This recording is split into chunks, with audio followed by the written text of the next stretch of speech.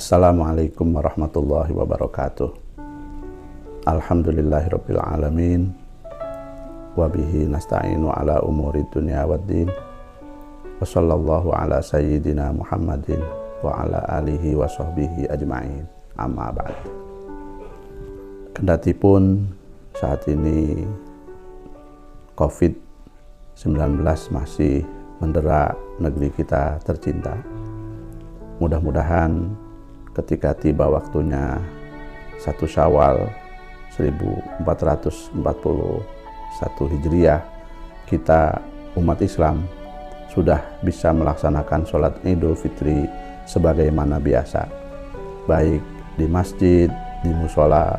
Namun apabila ternyata karena situasi itu kita masih belum memungkinkan untuk melaksanakan sholat Idul Fitri di masjid, di musola atau di lapangan, tidak usah khawatir.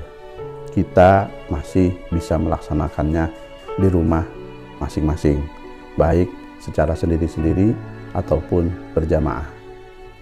Berikut ini akan saya kemukakan tata cara pelaksanaan sholat Idul Fitri di rumah, baik sendiri maupun berjamaah, dengan mengacu kepada madzhabul arba'ah. Umat Islam bersepakat bahwa sholat Id adalah disyariatkan, wa ala annaha laysat fardhu ainin, dan bahwa sesungguhnya sholat Idul Fitri bukanlah fardhu ain. Wa nasso asy-Syafi'i wa jumhurul ashabi ala annaha sunnatun. Imam Syafi'i dan sebagian besar ulama Syafi'iyah berpendapat bahwa sholat Idul Fitri adalah sunnah. Yang kedua, perlu saya garis bawahi bahwa sholat sunnah itu terbagi dua macam.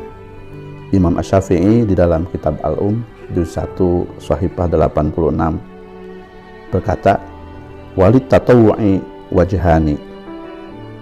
Sholat tatawwu' atau sholat yang dianjurkan, kita acap kali menyebutnya sholat sunnah, ada dua jenis. Sholatun jama'atun wa sholatun munfaridatun. Sholat yang dilaksanakan secara berjamaah dan sholat yang dilaksanakan sendiri-sendiri. Wa sholatul jama'ati muakkadatun. Sholat yang dilaksanakan secara berjamaah hukumnya sunnah muakkadah. Wala ujizu tarkaha liman qadara 'alaiha. Dan aku tidak memperkenankan meninggalkan sholat berjamaah itu bagi yang mampu menjalankannya. Wa huwa sholatul idaini wa kusufi syamsi wal qamari wal istisqa'i. Jenis sholat yang disunahkan berjamaah itu adalah sholat 2 hari raya, Idul Fitri dan Idul Adha, sholat gerhana matahari dan gerhana bulan, serta sholat istisqa atau sholat meminta hujan.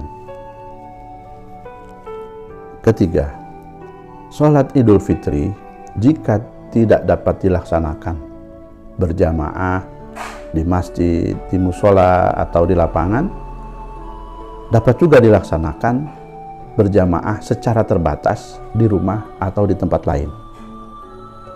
Al-Imam Alauddin As-Samarqandi di dalam kitab Tuhfatul Fuqaha juz 1 Shahifah 227 berkata, anna aqallal jama'ati fi ghairi sholatil jumu'ati al-ithnani.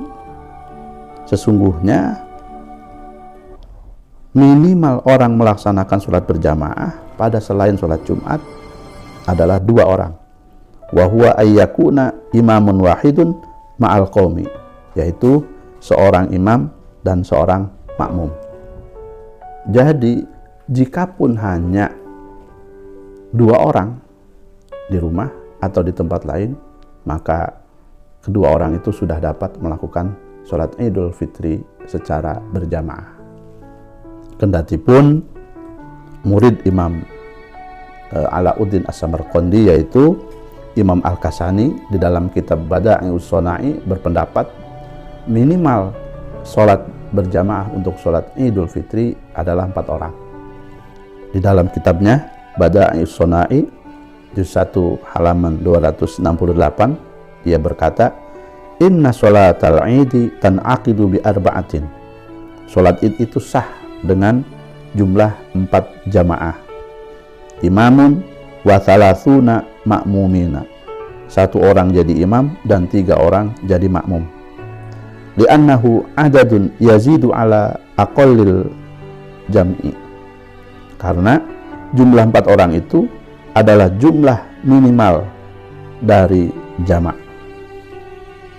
Keempat, jika ternyata tidak ada 1 orang teman pun untuk dapat dilaksanakan berjamaah sholat id, maka sholat idul fitri masih dapat dilaksanakan sendirian. Imam An-Nawawi di dalam kitab Rawdatul Thalibin halaman 70 juz kedua berkata, al-madhabu wal mansusu fil kutubil jadidati kulliha. Pandangan mazhab Imam Syafi'i dan yang dinas di dalam kitab-kitab qaul jadidnya seluruhnya mengemukakan anna sholatal idi tusra'u lil munfaridi fi baitihi aw ghairihi, bahwa sholat id disyariatkan, dengan kata lain dapat dilaksanakan bagi yang munfarid, tidak berjamaah di rumahnya atau di tempat lain. Walil musafiri wal abdi wal mar'ati, dan juga dapat dilaksanakan bagi musafir, hamba sahaya, dan perempuan. Yang kelima, mengenai tata cara pelaksanaan sholat idul fitri bila dilaksanakan sendirian, ada 2 macam. Yang pertama, pelaksanaan sholatnya sama seperti yang biasa dilakukan saat kita melaksanakan sholat idul fitri secara berjamaah, yaitu pada rakaat pertama setelah takbiratul ihram kita mengucapkan takbir sebanyak 7 kali, dan pada rakaat kedua setelah kita mengucapkan takbiratul qiyam, takbir saat kita bangun dari sujud, kita membaca takbir lagi sebanyak 5 kali. Imam Al-Mawardi mengemukakan hal ini di dalam kitab Al-Iqna. Yukabbiru fil ula minhuma sab'a takbiratin siwa takbiratil ihrami wa fis tsaniyati khamsa takbiratin siwa takbiratil qiyami. Wa yakunu baina kulli takbirataini qadra qiraati ayatin. Dan adalah jeda antara setiap 2 takbir seukuran membaca 1 ayat Al-Quran. Itu cara sholat idul fitri yang pertama. Jika sholat dengan tata cara yang pertama itu seseorang tidak dapat melaksanakannya karena tidak terbiasa atau tidak paham, maka ia dapat melaksanakan sholat idul fitri sebagaimana sholat sunnah biasa. Imam Al-Haramain di dalam kitab Nihayatul Matlab juz 2 halaman 616 berkata, wa nahnu nasifu al-ana kaifiyata sholatil idi, dan kami akan jelaskan sekarang tata cara sholat id. Fa aqalluha rak'atain, sholat id minimal dilaksanakan 2 rakaat, kasairin nawafili, seperti sholat-sholat sunnah yang lain, ma'aniyati sholatil idi, serta melaksanakan niat sholat id. Wa takbiratu zaidatu fiha laisat min arkaniha.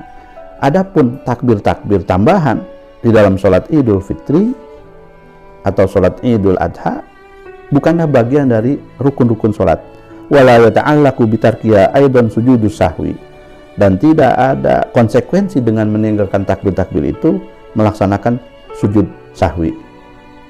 Jadi jika sholat dengan tata cara yang pertama dengan takbiratul ihram, kemudian dilanjut 7 takbir, kemudian takbiratul intiqal dilanjut dengan 5 takbir, tidak dapat dilaksanakan, maka seseorang dapat melaksanakan sholat idul fitri seperti sholat sunnah biasa.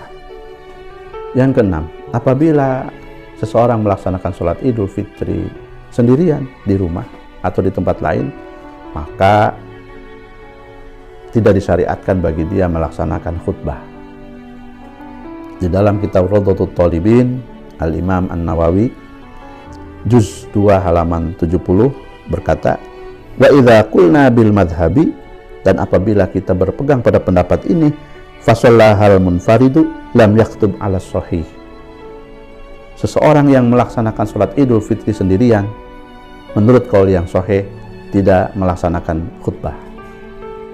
Demikianlah panduan singkat tentang pelaksanaan sholat Idul Fitri di rumah atau di tempat lain yang dilaksanakan sendiri-sendiri atau dilaksanakan secara berjamaah tetapi terbatas.